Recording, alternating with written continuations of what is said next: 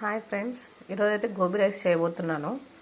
So gobi మనం ఇలా మొత్తం కలిపేసి పెట్టుకోవాలండి. ఇంగ్రీడియంట్స్ అని నేను ఆల్రెడీ గోబీ 65 చేసుకున్నప్పుడు మీకు చూపించాను, ఒకసారి వెళ్ళి చూసేయండి ఆ వీడియో.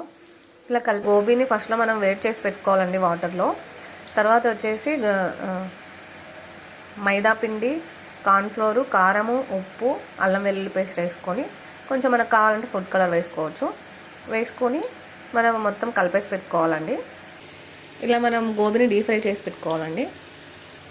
మనం గోబీని డీప్ ఫ్రై చేసి పెట్టుకున్నాక మొత్తం ఇలా టెక్స్చర్ అయితే వస్తుందండి. దీన్ని మనం గోబీ రైస్ లాగా ఎలా చేసుకోవాలో చూపిస్తాను. బౌల్ తీసుకొని ఆయిల్ వేడి చేసి పెట్టుకోవాలండి. జీలకర్ర, ఆవాలు, తర్వాత పచ్చిమిర్చి, ఆనియన్స్, తర్వాత క్యాలీఫ్లవర్ని మనం కొంచెం తీసి పెట్టుకొని ఇలా సన్నగా తరుక్కొని వేసుకోవాలండి. తర్వాత కొంచెం అల్లం వెల్లుల్లి తరుక్కొని ఇలా వేసుకోవాలి. సాల్ట్ సరిపడా వేసుకోవాలండి. మనం రైస్ కూడా వేసుకుంటాం కదా, దానికి తగ్గట్టుగా సాల్ట్ వేసుకోవాలి. కొంచెం టేస్ట్ కోసం గరం మసాలా వేస్తున్నాను అండి, ఎక్కువేం అవసరం లేదు, కొంచెం. తర్వాత మనం కొంచెం చిల్లీ అని టమాటా సాస్ వేసుకోవాలి.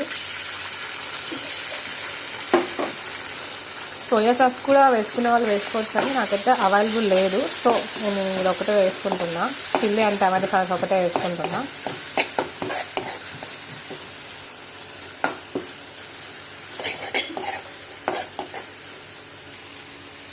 తర్వాత మనం తయారు చేసి పెట్టుకున్న గోబీ దీంట్లో వేసేసుకోవాలండి.